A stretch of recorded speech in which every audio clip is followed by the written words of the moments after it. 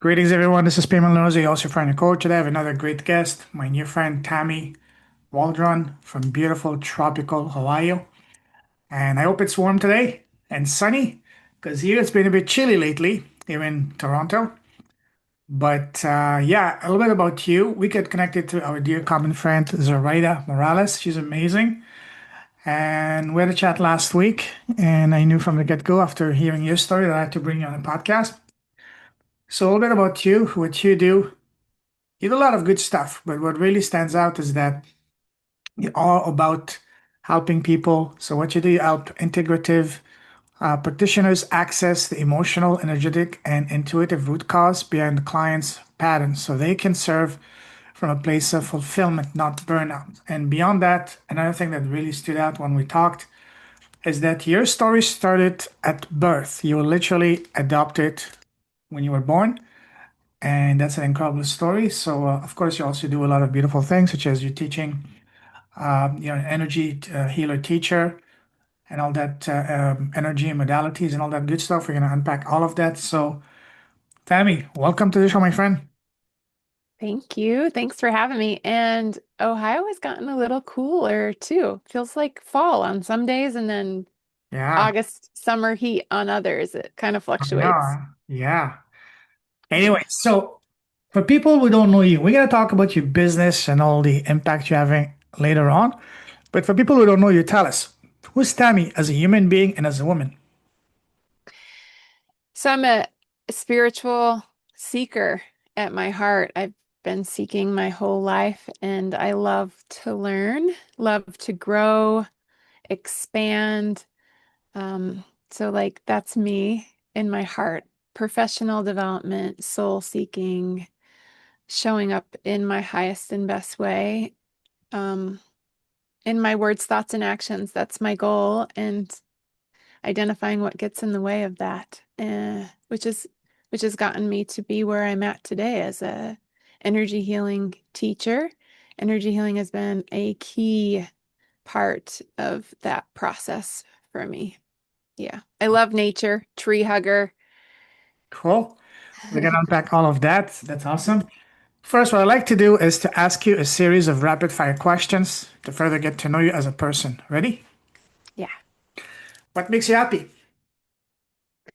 Gosh, I think nature and my dogs really make me happy. How many dogs do you My have? I have two labs. I also will say I grew a whole new extension of my Uh, heart when my grandkids were born. oh, yeah. Oh, I love Yeah. Labradors. We have a Labrador slash Golden Retriever, and that guy completely stole my heart. Oh, yeah. Leo, he's a big boy now, but he's adorable. Actually, I'm gonna go Mm. see him later today. So amazing. Awesome. Now, what makes you smile? Oh, what makes me smile? Oh, my grandkids make me smile. My dogs make me smile. How many grandkids do you have? Three. That's amazing. Wow. Mhm. What kind of, okay, that's a question just came now. What kind of love do we feel for kids versus grandkids? How is that different? So funny.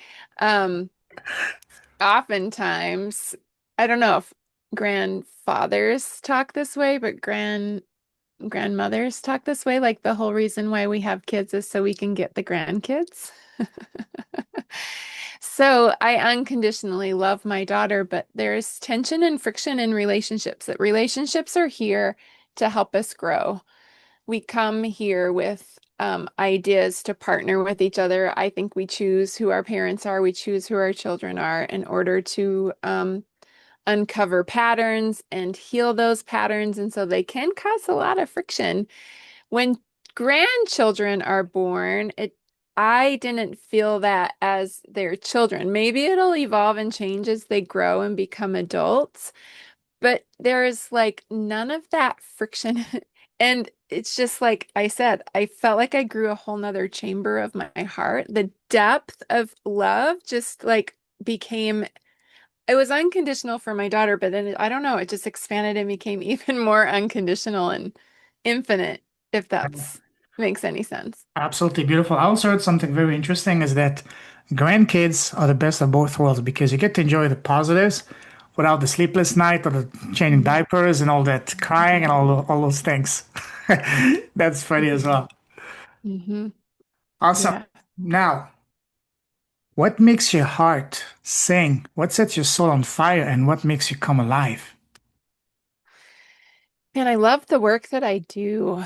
Um, Untangling those traumas that we carry, those burdens we carry, and helping set people free from those. It's just helping set myself free from those. It just really makes my heart and soul sing because I'm stepping fully into my calling when I'm doing that work. Beautiful. Now, on the other side of the spectrum, what makes you sad and angry? I mean, gosh, getting caught up in my patterns. Mhm.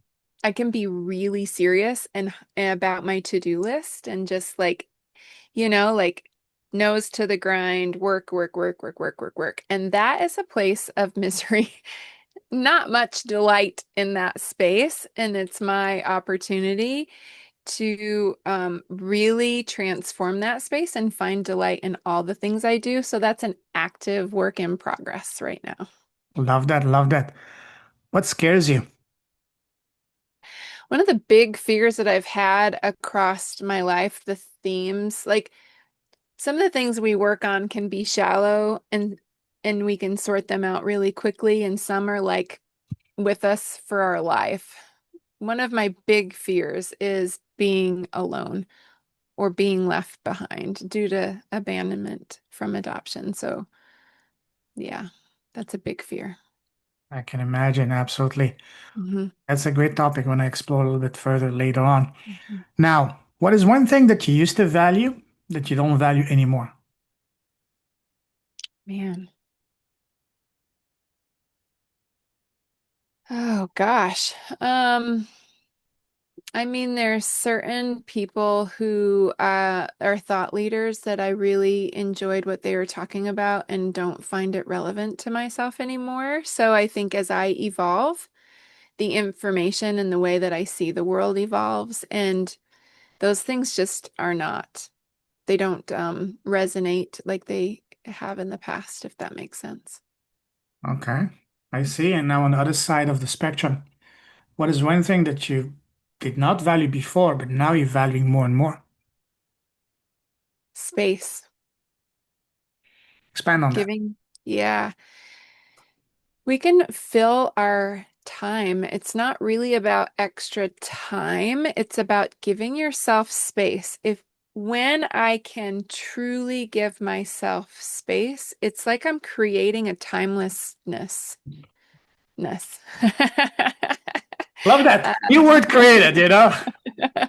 yes. New achievement unlocked. Well done. Live Thanks. on the show, world premiere. You can put that on your online CV, you know? Yes. That's awesome. Awesome. Now, you enjoy traveling, don't you? Sure. All right, we can do an entire episode on traveling, but we'll do that another time. But now, I'd like to take you down memory line. Go back to when you were growing up as a kid, people around us, family, relatives, teachers, neighbors always ask us, "Hey, Tammy, what do you want to become when you grow up?" What was the answer to that as a little girl? I wanted to be a teacher or a doctor. And it's like I'm kind of like in both of those things right now. I mean, I'm not medically trained, but I am helping people in ways that is healthcare related. So, what was the genesis for that? Was there someone in your life that was a Mhm. doctor or a teacher that inspired you, or just something that you felt called upon doing? My grandmother was a teacher, and I just really liked to be in the space of helping people. It also is where a lot of my limiting beliefs are held. And so it's a fine line the helper walks is not being overbearing and pushing people, but really supporting people and creating that mentorship and coach facilitator. Um, so it's if you are follow, I think it's Gallup that says like these strengths are in my balcony and they're in my basement. So I Oh, am definitely a helper. And I've known that. I've, been a leader in my friend groups and really felt that calling to stand out. Yeah. awesome. Awesome. Now, When you were growing up, what was your relationship with school? Did you love school or did you hate school? Love school. I love to learn. I am human design one, Ah, 3. So the one is all about input and learning. So love to learn. awesome. What was your favorite subject in school? Science. Which one specifically? Biology. I like natural sciences. Okay. Any reason why? Mhm. I love nature. Ah, I still love nature. I love to be in nature. And the more spiritual I become, the world talks to me, right? There's signs everywhere if you open your eyes and see them. so in your biology class, did you enjoy dissecting the poor frog? Just learning more. And those are stinky. The dissecting things is stinky. I mean, it was interesting for sure. Yeah. Yeah. What was your least favorite subject in school? History. Why? For one thing, that teacher was so boring. Yes, Like, that oh doesn't my help. gosh, Yes. so boring. Um, but as I grow and learn more, you start to learn whose history is it? And so I think as a child, there was parts of me that were intuitive that just didn't really like the stories that were being told. Absolutely. At what point did you realize that, hey, this is not the history that I want, and not the real I history? Yeah, I mean, I'm so grateful that we got to a point where we gave space for Mm-hmm. other people's stories to come through, to break through that veil. And I appreciate their courage and strength and boldness to say, hey, I have a story too, and it actually contradicts this or has another, there's a whole nother layer to this story. And once I started to really engage and listen to those stories, it started to paint a more vibrant color of what the world is. I really love also my favorite book. This is a question you didn't ask me, but what is my favorite genre of book? It's Great question. historical fiction because you get to, walk in the shoes and there's some excellent authors that do that. They are breaking through the veil of history of what was written in the books and painting and providing other perspectives and other stories. And they do their work. They're providing really good information in a, Absolutely. story way. Which one is your favorite? Man, I've read a lot of World War II, and there was one that was code name Helene. It Okay. is like haunting about a courageous woman. Women were so impactful during World War II. That's one of the stories that are not portrayed across time as women's stories and contributions into the world. And what that woman did was I'm I mean, amazing. Amazing. No Um, military training, just a heart and desire to help people.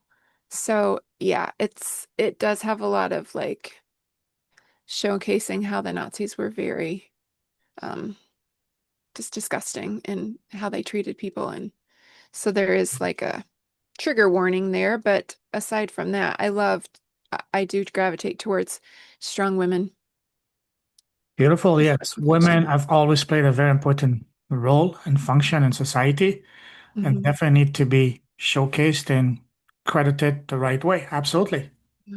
Yeah. Because women are half the population and we need that half, you know, and they Yeah. need to be empowered. Absolutely. Yeah. I love that question that you mentioned so much that I wrote it down. I'm going to start asking that from now on. What's your That's favorite a good one. book genre? That's amazing. Yeah. Thank you. Yeah. See, Yeah. always Yeah. learning as well. Love that. Yeah. Yeah. Now, I go between historical fiction and self-help. yeah, exactly. Love that.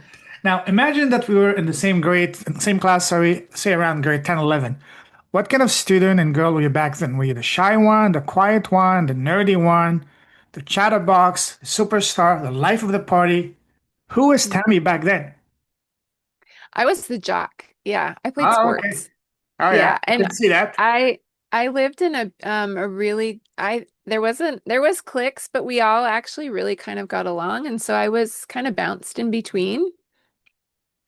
Like a Yeah, free and electron, say it again. like a free electron going from one group to another. Whenever I did it, Yeah, the wind. yeah, Let's see where the yeah, wind takes me. yeah. I spent most of my time actually outside of my school group of friends because I was in a committed relationship with somebody who did not go to the school. So my after hours extracurricular was out with my boyfriend. In high school. Yeah.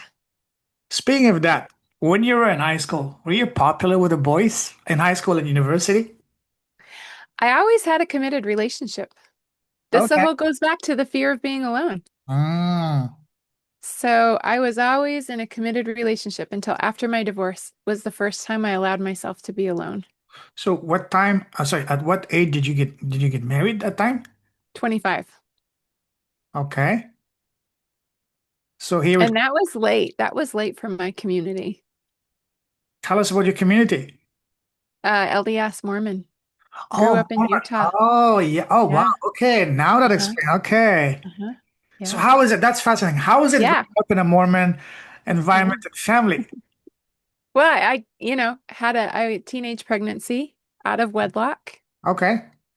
That was not, you know, my family was very accepting, and there's a spectrum of everything, right? So there's people that are very strict in the religion and not so strict. I actually stopped going to church when I was very young, and my mom and dad supported that. They said, if you don't want to be there, if it doesn't feel right to you, then you shouldn't be there. So I'm so grateful for that. As I said earlier, we pick our parents to help me be independent in my thinking and get curious about religion. Um, and so that's, part of the reason why I choose not to live in that culture is because there was a lot of judgment and I didn't feel Mm. like I fit in. That's very important that you had a supportive family and mother because I remember another lady on my podcast about a year and a half, 2 years ago. She also grew up in a Mormon environment, but because from an early age she didn't like that environment, she tried her hardest to get out of it, but she was not allowed. And once Mm, she was able, age-wise, to do so, she was literally ostracized and disowned by the family and the community, and she had to start again. She had to literally escape physically mm, that yeah. environment, and then she had to rebuild herself from scratch. Mhm. Fascinating story. Yeah, there's a spectrum.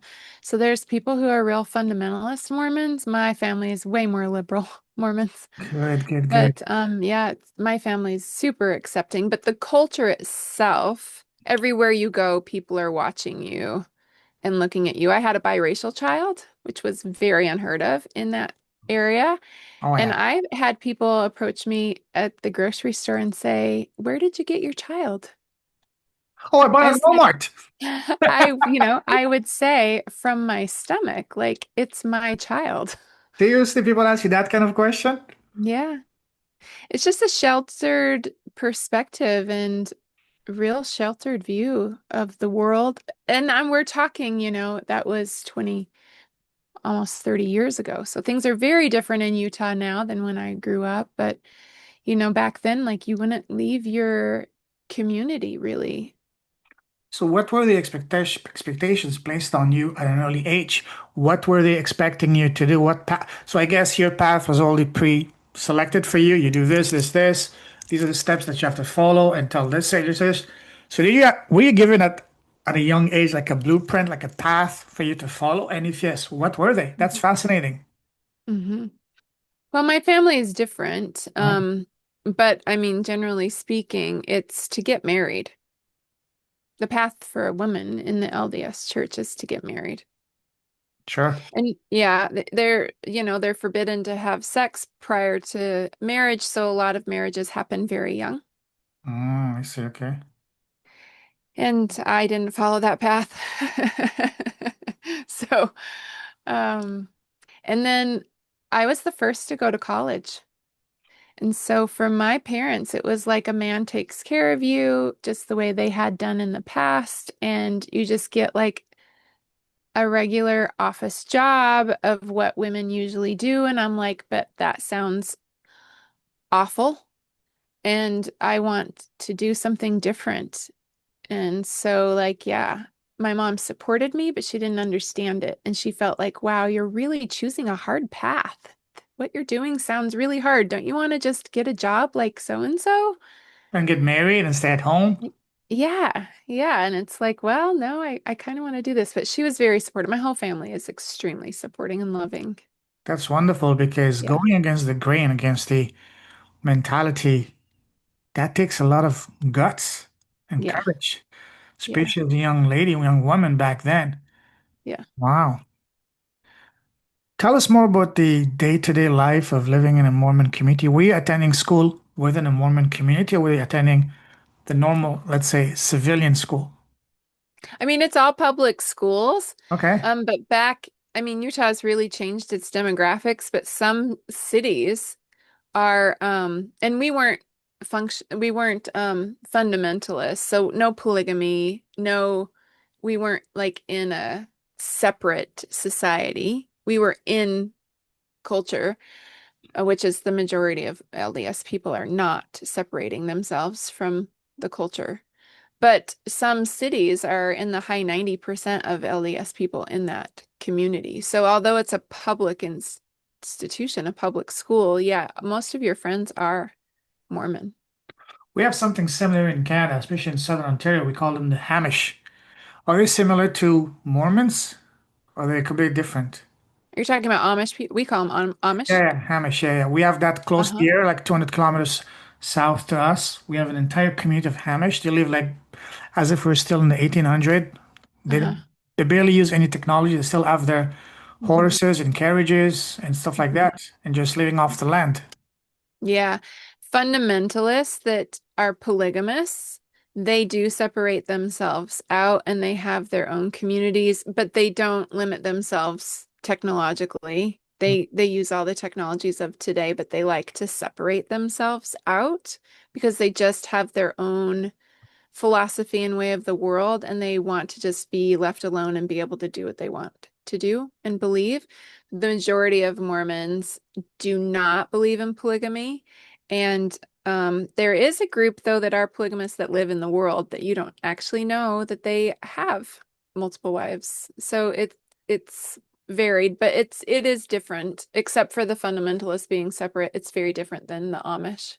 So, in the Mormon way of living, is there a limit as to how many wife a man can have? I don't think so. No, there's a no. Okay, okay, Not in the fundamentalist view. okay. Wow. So, do you have any siblings? One is brother, he was also adopted at right after birth. He's Okay. 5 years older than me. So at what point in your age and your life, sorry, did you start to want to go a different path and not follow the traditional Mormon way of living? Was there something you always had in you? Was it an event? Tell us Yeah. about that. Yeah. When I was really young, I was under 10, and I could just see the hypocrisy of the church. And Ah, it did not sit well with me. It didn't make sense that there are all these rules. It is a church that believes in you have to earn your way into things. It's works. mm, So you have to, do all of these things before you can go into heaven, and you have to seal your family in the church, or else we won't be able to find each other when we go to heaven. And then I could see people being like, "Oh, you have to be perfect because if you're not perfect, you're not going to go to heaven." But then I would see them outside of church and go, yeah. "They're two different people." And I just thought it was complete bullshit. And I was like, Mom, like, I don't like this. And I don't agree that we have to buy our way into heaven. And so I had those conversations with my mom, and she agreed. Like, she was like, yeah, you're right. That doesn't make sense. But she really liked being a part of the church because it's more than just a religion, it's a culture, it's a livelihood, it's a lifestyle. It's what she'd done her whole life. And so she just told me, if you feel like you don't want to be there, I don't want you to be in the church. Like sitting there for 3 hours, if you hate it, like that's not what it's about. So I would, yeah, once I got old enough to be able to stay home, She didn't make me go. Beautiful.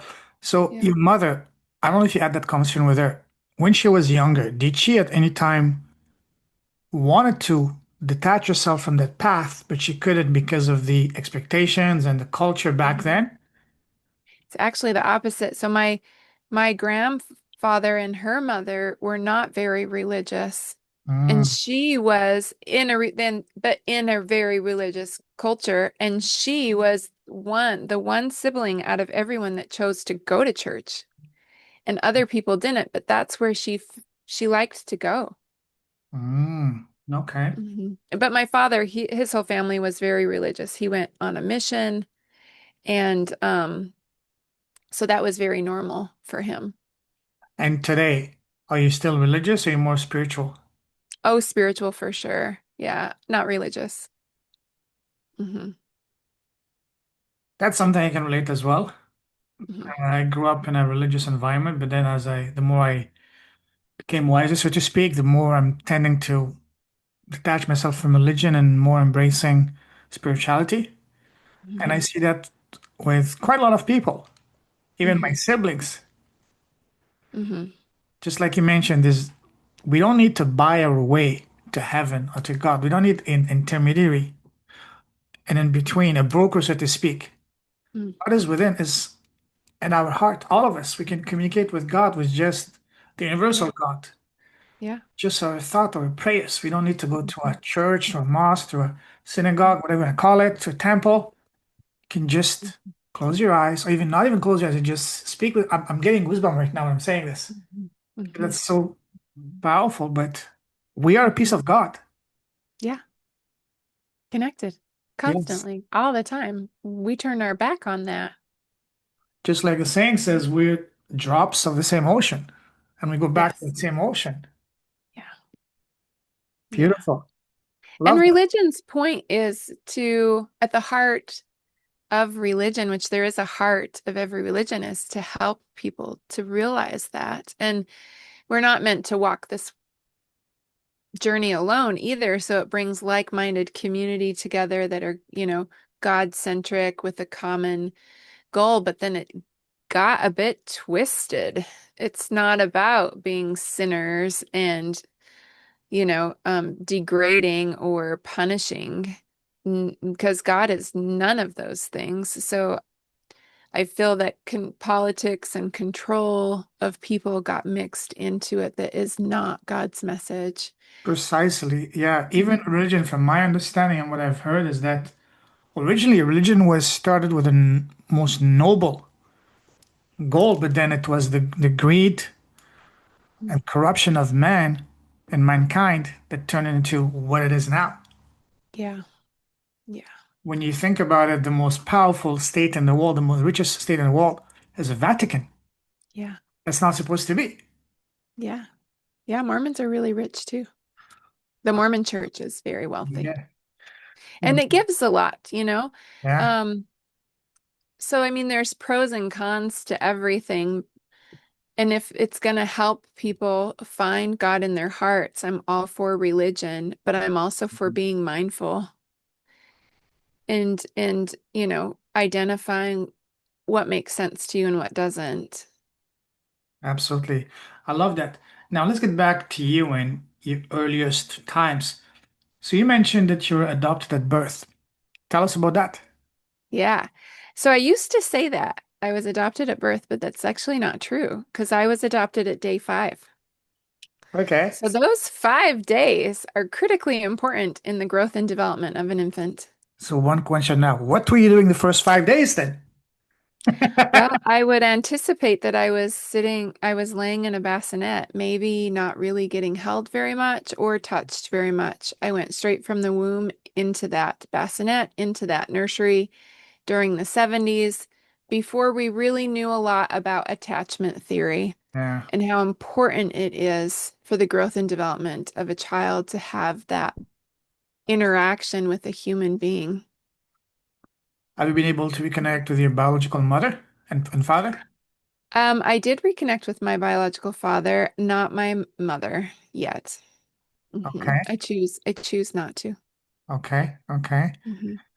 And So you mentioned that your mother and your father have been very supportive of you, of your Hmm. choices. Hmm. How important has that been in your journey so far?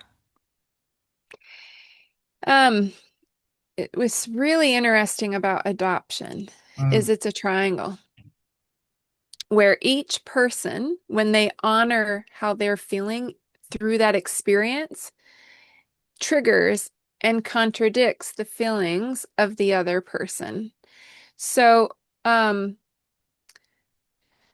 my adoptive mother said I was a gift from God, that I was meant to be with her. I was always loved and cherished, but there was a part of me inside of me that knew that that was complete bullshit.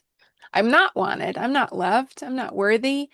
My I longed and to know who my biological mother was and what was wrong with me if she didn't want to keep me. And so I had this tension, this polarization and conflict. I wanted to belong, and I did actually belong, but I never felt fully connected until I really start to unravel those feelings.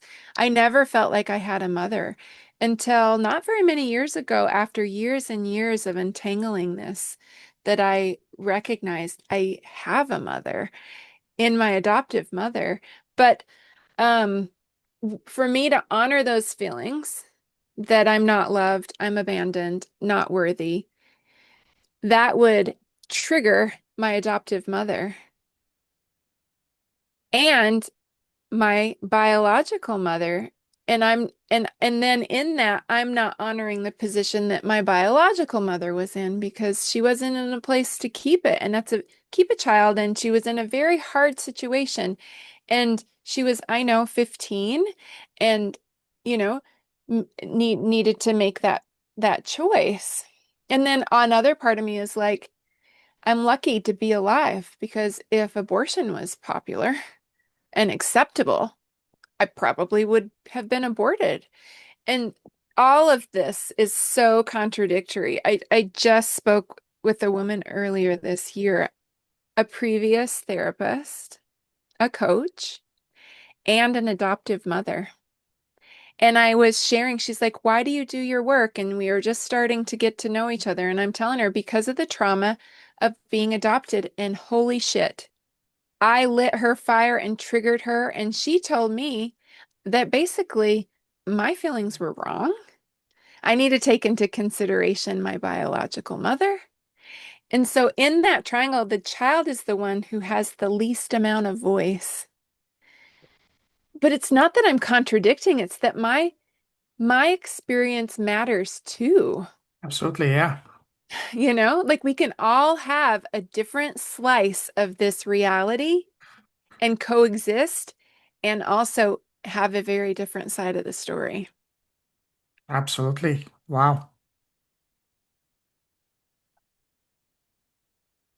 So you growing up in that environment, how is it going with, you said you have a sibling, a brother who's also adopted. How was your relationship with them growing up? And at what point did you both realize that you're both adopted?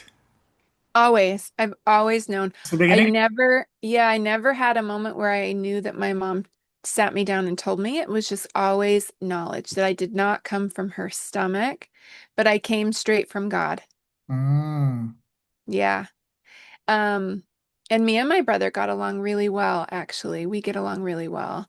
And obviously like tension with siblings, but he was a very supportive big brother, and he actually allowed me to hang out with him quite a bit. No, with the fact that we were 5 years apart. Sometimes he'd send me home and gosh, it was devastating. I just want to hang out with you, but like he just wants to hang out with his friends. yeah. Yeah. Okay, wow. Fascinating. Fascinating. Yeah. Now,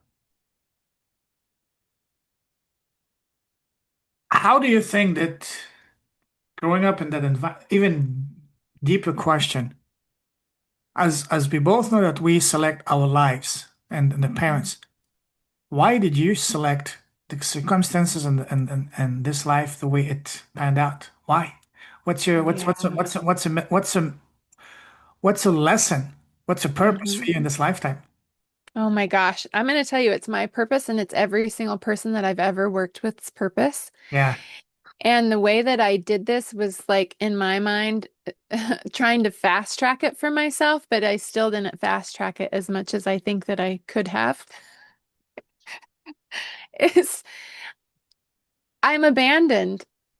My own mother doesn't love me, but ultimately, we're here to find self-love, to find fulfillment in our own selves. And it's that journey back to ourselves. For me, one of the two things that literally saved my life was understanding the tremendous power of question, asking the right question. When we're going through a negative, heartbreaking challenge, the default reflex is to ask, what have I done to deserve this? Why? Instead, ask, doesn't matter what you go through, ask three things. It was stupid, now I make it three. Number one, what is it trying to teach me? What is a lesson for me to learn to that? And number three, what is this trying to tell me? Mhm. So if you were to Yeah, look now at your life from those three yeah, questions, yeah, what comes yeah. to mind for I you? am loved. I'm Yes. loved. I'm not alone. I'm incredibly supported by my family and by the universe, by my crew of angels and guides that are always with me. But ultimately, it's me inside of myself. I spent the first 38 years of my life searching in all the places the world told me to look to heal from this invisible wounds of adoption outside of myself until energy healing helped me to discover everything I was searching for was inside of me. I loved other people so that they could love me and fill this void, but I only needed to turn in and love myself. And it's true for everybody. We all have that journey to go and others things too, but that's a common thread of understanding who we are. We are unique and we are one with God and we're one with each other and we are all here together and we are all a part of unconditional, perfect, total love. Beautifully said, because I came to a similar realization. I was going through some very difficult time. I mean, I don't know if I told you my story last time we talked, but 6 years ago, I was living in Hong Kong. I ran out of money. If it wasn't for a friend of mine who allowed me to stay at his place for 13 months, I would have been on the streets living on $20 a week. But yet, at the same time, it was some of the happiest moments of my life. How is that possible? Because society conditions you need money to be happy. Sure, we need money, but then I learned that true happiness comes from within, not from money. Just like you said, true love doesn't come from outside, but from within. Because Mhm. ultimately, we have access to all the answers once we can reconnect to ourselves. And that was the second thing that literally saved my life. Reconnecting to your soul, to yourself, to your instinct, gut feeling, intuition, that voice in your head. So when you're saying that, goosebump again, and it just confirms again. And wow, Mhm. Yeah. that's that is powerful, when you realize that. Yeah. Yeah. When did you realize that? That hey, I have all the love I need. I don't need anyone else to validate me. Well, I'll tell you, my ground zero was after divorce. I had searched and read all the things. I'd studied different religions. I had read all the self-help books. I did meditation. I did talk therapy. I did medication. I exercised. None of it touched the primal wound that was inside of me of what I had, that not feeling loved and wanted and worthy and valuable. All of that was just this aching Mhm. void. After my divorce, I said, okay, well, during that whole time, too, there was a part of me that was intuitive, wise, kind, telling me there's more for you, there's more for you. And then there was a pain body of Eckhart Tolle talks about a pain body that misery loves company. So all of that pain was creating these repeat patterns of destructive relationships, proving to me that I was going to get abandoned, that I wasn't loved, I wasn't worthy. And it was like, okay, I feel like I'm in the twilight zone. Like, this has got to stop. I have been searching my whole life outward. I have been in nonstop relationships. I'm going to allow myself to spend some time alone. And it was a lot of fear. That's where my fear comes. Fear of being alone was huge. I didn't allow myself to do that my whole life, except for when I got born and after divorce. I was like alone, and my daughter was staying with family in Utah. So I was in a new place, quiet, all alone for the first time, and just allowed myself to break down and cry and ask, like, what the F is going on? Like, how can we turn this around? I know this isn't all there is for me. There's more. What do I need to do? And I had turned away from that fear. When we don't listen to our feelings, they get louder because they're trying to teach us something. And if we don't listen, they just are trying to tell us something. And we're like, I don't want to listen. And they're like, just listen. So that fear had built so big. It was like this terrifying monster. And I just finally got quiet and turned in and said, okay, bring it on. I'm ready. Like, we've got to figure this out. I'm ready for an arm wrestle. I'm ready for like WWF, wrestling, boxing. Here It's I ready to fear, rumble. bring it on. I'm ready to rumble. And it's the complete opposite of what happened. Yeah, When you get quiet and turn in and listen and open and soften, it doesn't have to shout anymore. yeah. It's like, okay, I have your attention. This is what I want to tell you, Tammy. Give yourself some grace. Some You're love. doing the best you Yeah. can. I love you. Love yourself. You can find what you're looking for in yourself. Give yourself time. Mm-hmm. Forgive yourself. And it was like, wow, boom. And then I got to the root cause of my ground zero because it doesn't stop Mm-hmm. at ground zero. That's just your awakening of opening up to what's next for you. Soon after that, I found my energy healing, and that helped me to access the root cause, to really understand those patterns that were driving that behavior and those thought patterns that would cycle and cycle, and I could not get a handle on them. I listened to Louise Hayes. Do your affirmations. Tell yourself you love yourself. Oh no, my whole system was like, that's complete bullshit because it just, you can't override that. Those strong, strong experiential trauma in your system by overriding it through thought. It's like arm wrestling with the Hulk. I'm never going to win. Your body always wins. Wow. Yeah, absolutely. Your body and also your pre-installed Yeah. false beliefs and limiting beliefs that you've Mhm. accrued all your life so far. It's very hard to Yeah. undo them. Just by mindset alone, Yeah. but through energy healing and other techniques, you can change them and unravel them. And that's what totally changed things for me.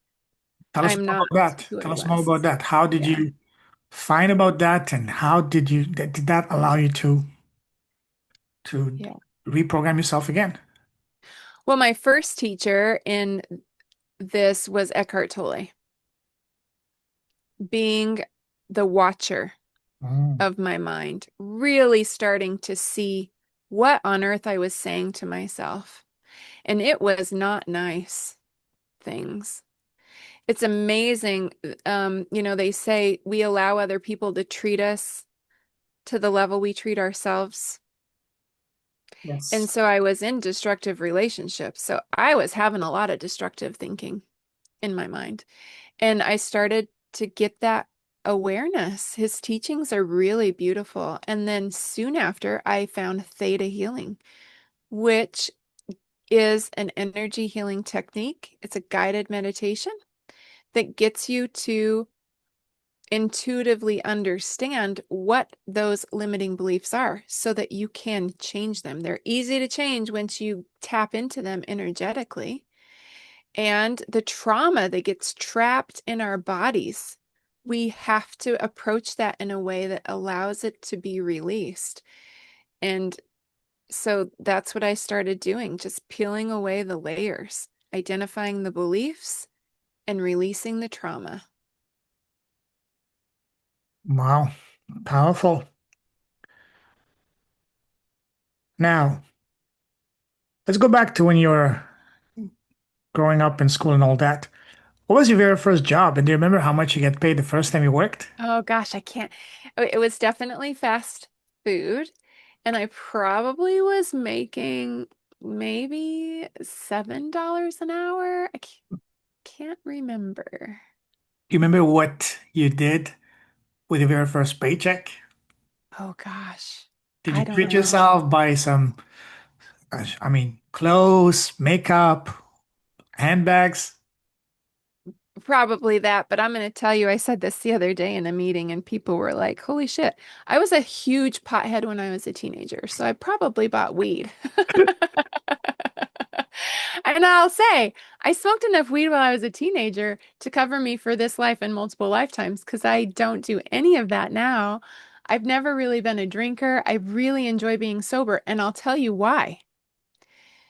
Because when you are under the influence of a numbing anything, it totally cuts you off from your intuition. Absolutely. That's very true. Yeah. Wow. So, and I think some prescription drugs can do that too. Yes. Yes. Yes. Yeah. Alcohol, marijuana. Yeah. It just totally cuts me off from myself and I feel really lost. I don't enjoy it being numbed at all. Painkillers can do that too. Oh, yeah, for sure. Yes. Yes. Yeah. Anything that is like going to numb you out. The same thing happens when I'm scrolling on Facebook. You lose track of time and I'm not myself. Oh, yeah. I'm complete, it's like an out of body experience and I don't like it. Yeah. I'm Absolutely. not present, right? Like No. whenever you're not present, whenever you have those things that take you away. Now, I will say I'm not a hater on people that lean into numbing things because they need a break from the life of what is, beating them up. And it gives them the break and respite that they need. But I'm here to say there's healthier ways to do that. Absolutely. What was your healthier way that you found? I got pregnant. Nature told you, hey, this is what we're gonna do. I got pregnant and said, oh my God, I'm not going to be smoking marijuana while I'm pregnant. How old were And you? so 17. Oh, I see. Okay, wow. Yeah, Yeah, 17. And then I was, well, I mean, I was sober when I went to school and I loved school and I was very good at school. And then outside of school, I was smoking. But it was like a whole new high. I remember that. yeah. It was like this whole new experience of not smoking. And I Mhm. was like, what have I been missing out on? The world is so vibrant and beautiful. And I was like, I'm good. I'm never gonna do that again. I really like actually being awake. Mm. Did you ever consider adopting yourself a child? So when I was 17, that was like I was so traumatized from mine. There was no way I could abort my child, which I'm not, everyone has their own Mhm. choices. Um, there's no way I could choose to do that. And there was no way I could choose to give away my child for adoption. I could not bear that Sure. pain. So the only choice was that I was going to keep her. And after your daughter, did you ever consider adopting another child? No, I've not. I at one point thought I would have a second child, but I never did. And my heart goes out to the foster care system, actually, and I've wondered when I have capacity how I can support that system. Um, and I'm not opposed to it. It just has not come up. Yeah, But I think it would be triggering for me to absolutely. Yeah. be with a child that was adopted and help them through that pain and misery. I think that it is an important role. Being an adoptive parent, my heart goes out to every person who's a part of this triangle, and it's so important for people to step up. Sure, it could be triggering, but could it also be very healing for both you and also helping the child because you went through that Yeah. yourself? Oh, Know the absolutely. pain point, you know Mhm. exactly how to provide the love that he or Yeah. she deeply craves in his or her soul. Well, I would understand that I actually couldn't fill that cup. So the Mm. way I talk about it, and my daughter's father was not a part of her life. And so the way I say it is that each person has a cup that each of their parents are responsible for filling. And the mother's cup cannot spill over and fill the father's cup. The father has to fill the father's cup. And when you're adopted, then you have four cups. You Mm, got your adoptive parents and you have your birth parents. So those biological parents' cups remain empty, and your adoptive parents' cups are have the capacity or the opportunity to be full. And then I learned that in addition to the individuals who cups it belongs to, I can fill every single one of those cups, which is the whole life transformation around turning in and loving myself. I was able to fill all of those cups. mhm. A question came to mind, and I don't know how much of that can be answered, and that is you were lucky that you and blessed in a way that you had very supportive adoptive parents, but deep down, what were some of the things that you knew deep down? First of all, you knew that these were not your biological parents. What were you missing from your biological parent that your adoptive parents were not able to provide you? Do you know what I mean? If that makes sense? Deep inside of it, was there anything that you wish, but you couldn't understand or couldn't know what was it, but you knew that you're missing something? I mean, it's just that belonging and connection Yeah. that that infant child Mm, you can't, it's not a logical thing. mm, That infant child wants to belong and be nurtured by her biological mother yeah. Mhm, that could never be fulfilled by my adoptive mother. It could only be fulfilled by my biological mother and by myself. mm. So I think that counseling and therapy, like therapy that really addresses, I don't believe talk therapy gets to deep traumas. So therapies that get to deep traumas like inner family systems, the work that I do, EMDR can be helpful. That type of therapy should be required for everyone who's involved in adoption. Absolutely. Wow. This is powerful. I love that conversation. We can go deep, even deeper. Hmm. Hmm. But for now, let's wrap this up. We still haven't talked about your business. We'll save that for part two. Let's do that next week or the week after when I'm back in Asia. We'll find a time. I just love this conversation. Could go much deeper, but anyways, thank you for opening up your heart and sharing those very personal things. That's Hmm. really You're meaningful. welcome. That's what this podcast is all about. Leaders with a heart conversations, not surface level chit chat or whatnot, or small talk. No, it's really deep, and I'm glad we did that. Now, if someone wants to connect with you, Tammy, what's the best way to do so? I'm on LinkedIn. You can also find me on at my website, www.towandawellbeing.com.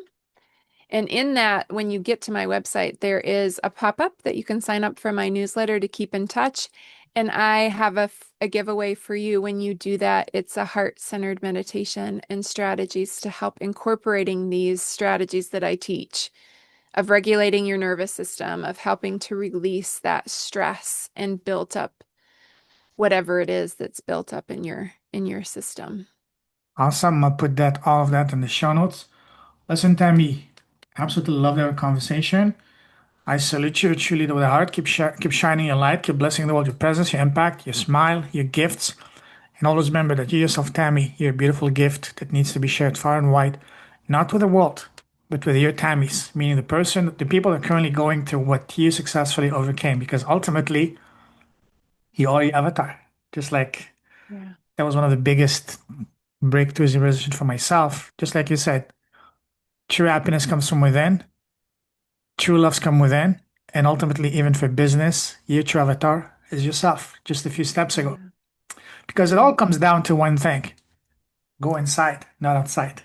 That's right. That's Every right. aspect of your life, Hmm. relationships, friendships, family, self love, business, all leads back to here, to within. Hmm.